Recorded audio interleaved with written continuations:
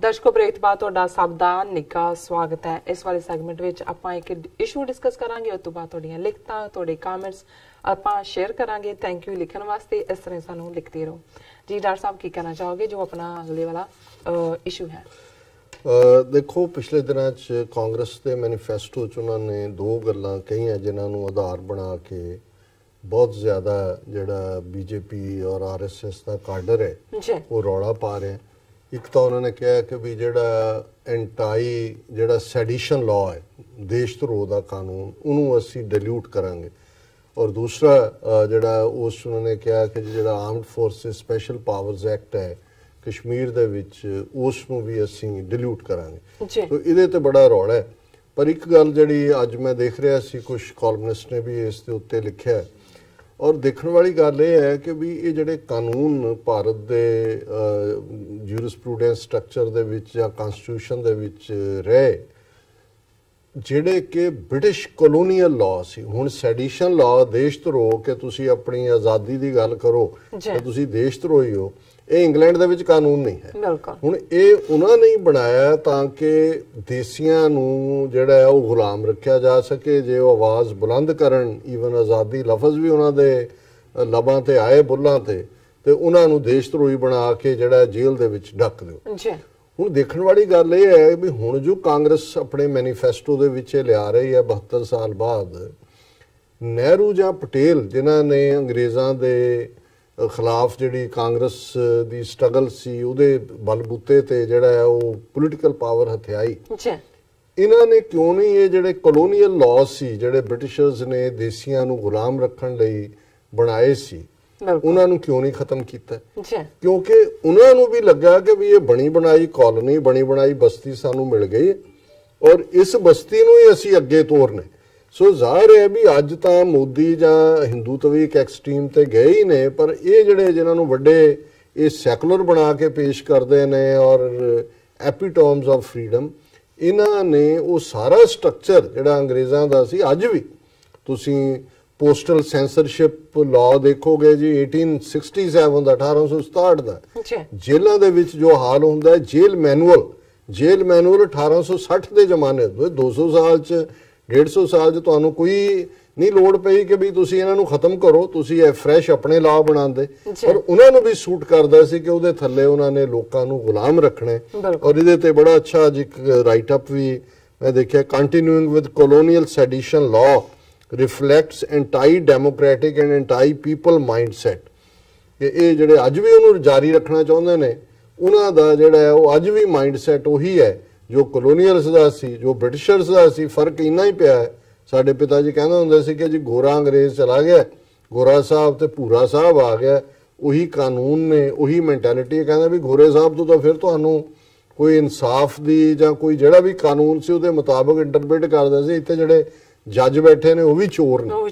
सो कुल मिला के ये जिहड़ा पार्ट है जे अज कांग्रेस च हुण इहनूं रैक्टिफाई करना चाहुंदी है अपने पुरखियां दी उस गल नूं, पर मैनूं नहीं लगता कि भी ईवन इन्हां दे हत्थ 'च पावर भी आए तो ये इहनूं करनगे, क्योंकि सब तो ज़्यादा वो सिख होण, मुसलमान होण, दलित होण, ईसाई होण, देशद्रोह दे कानून थल्ले भी, और कश्मीर दे विच जां जिथे फ्रीडम स्ट्रगल्स ने उत्थे मैक्सिमम मिसयूज जिहड़ा ये armed forces special power act का और सैडिशन लॉ का जिहड़ा ये माइनॉरिटीज़ के खिलाफ ही किया गया और इन्होंने सूट कर दिया। बिल्कुल डॉक्टर साहब, हुण आपां फेसबुक मैसेज लैने आ। सब तो पहला सांझी फतेह, वाहिगुरू जी का खालसा वाहिगुरू जी की फतेह एंड अस्सलाम वालेकुम।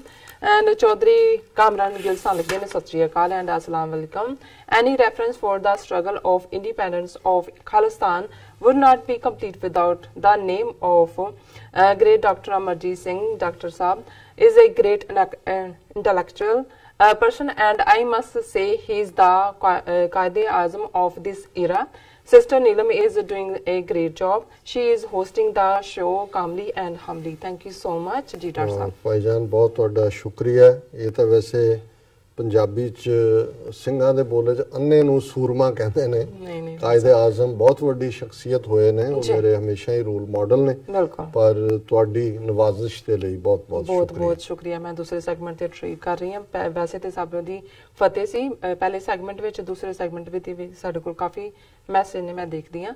Okay, ਨਹੀਂ I ਤਾਂ ਮੈਂ got it. ਤੁਹਾਡੇ ਤੋਂ ਮਾਈਕ ਖੋਹ नहीं ਲੈਣਾ। नहीं Daniel Razan लिखते हैं डॉक्टर साहब you are very knowledgeable and I'm fan of you उन्होंने लिखा ਤੁਹਾਡੇ ਬਾਰੇ and रंजोत सिंह सान लिखते हैं Nirankari looks like 6 but they are not 6 उन्होंने लिखा and उसामा क्यूम सान लिखते हैं अस्सलाम वालेकुम डॉक्टर साहब I wanted to ask you a question since I am a Pakistani and I don't know much about the politics of Indian Punjab. Few months back, you must have remembered in a alleged grenade attack, few 6 were killed. I followed Facebook posts that day and few comments took me by surprise. There was a segment of people, mostly Hindus, who were blaming Radical 6 for killing Nirankari. Some were blaming Nirankari 6 themselves. So my question to you is that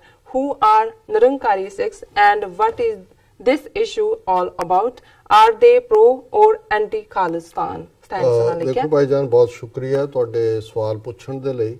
ਦੇਖੋ post 47 Indian government ਨੇ ਕਿਉਂਕਿ ਜਿਹੜੀ ਸਿੱਖ ਧਰਮ ਦਾ basic ਗੁਰੂ ਹੈ ਉਹ ਅਸੀਂ ਗੁਰੂ ਗ੍ਰੰਥ ਸਾਹਿਬ ਜਿਹੜਾ ਕਲਾਮ ਹੈ ਗੁਰੂ ਸਾਹਿਬਾਨ ਦਾ ਭਗਤਾਂ ਦਾ ਫਕੀਰਾਂ ਦਾ ਜਿਹਨਾਂ 'ਚ ਬਾਬਾ ਫਰੀਦ ਵੀ ਨੇ ਉਹਨਾਂ ਤੋਂ ਅਸੀਂ ਅਗਵਾਈ ਲੈਂਦੇ ਹਾਂ। ਕਿਸੇ ਵੀ ਫਿਜ਼ੀਕਲ ਫਾਰਮ ਦਾ ਗੁਰੂ ਜਿਹੜਾ ਹੈ ਉਸ ਦੀ ਐਕਸੈਪਟੇਬਿਲਿਟੀ ਨਹੀਂ।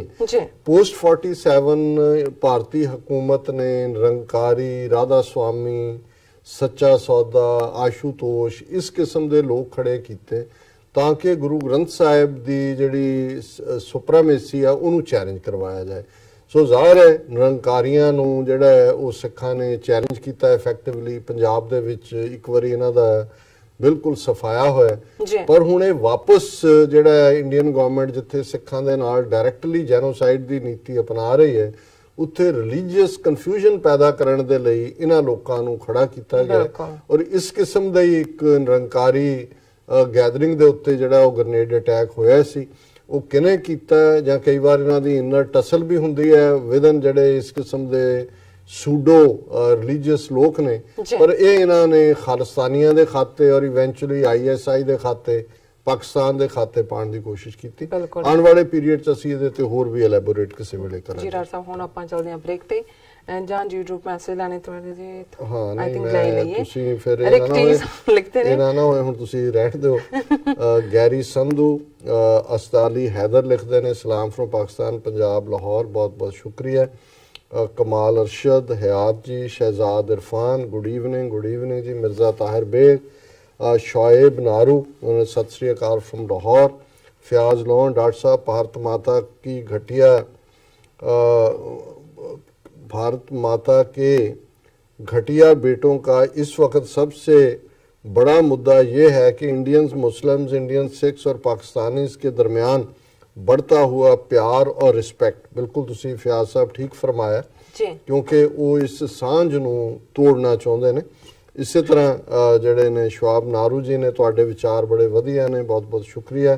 ਸੁੱਕੀ ਸਿੰਘ ਫਿਰ ਫਿਆਜ਼ ਲੋਨ ਜੀ ਨੇ ਲਿਖਿਆ ਫਿਰ ਫਿਆਜ਼ ਲੋਨ ਜੀ ਦਾ ਰਾਈਟ ਅਪ ਹੈ ਉਹ ਹਮੇਸ਼ਾ ਹੀ ਪਿਆਰ ਔਰ ਰਿਸਪੈਕਟ ਵਾਲੇ ਲਫ਼ਜ਼ ਕਹਿੰਦੇ ਨੇ। ਵੀਰ ਸੁਰਿੰਦਰ ਸਿੰਘ ਵਾਹਿਗੁਰੂ ਜੀ ਕਾ ਖਾਲਸਾ ਵਾਹਿਗੁਰੂ ਜੀ ਕੀ ਫਤਿਹ। ਰਿਕ ਜੀ ਲਿਖਦੇ ਨੇ ਡਾਕਟਰ ਸਾਹਿਬ and Kaur TV84 you are a light for people who are living in the dark God bless you and your team. Rick ji ਤੁਹਾਡਾ ਹਮੇਸ਼ਾ ਹੀ ਬੜਾ ਪਿਆਰਾ ਕਮੈਂਟ ਹੁੰਦਾ ਹੈ ਔਰ ਇਹ ਸਾਨੂੰ ਇੱਕ ਵਾਰੀ ਤਾਂ 7ਵੇਂ ਅਸਮਾਨ ਤੇ ਲੈ ਜਾਂਦਾ ਬਿਲਕੁਲ। ਔਰ ਅਮੀਨ ਫੈਨ ਲਿਖਦੇ ਨੇ ਡਾਕਟਰ ਸਾਹਿਬ after Muslims the Sikhs are clearly now target Hindu extremists are slowly trying to influence Sikh religion and Sikh culture there is a great threat to Sikh religion.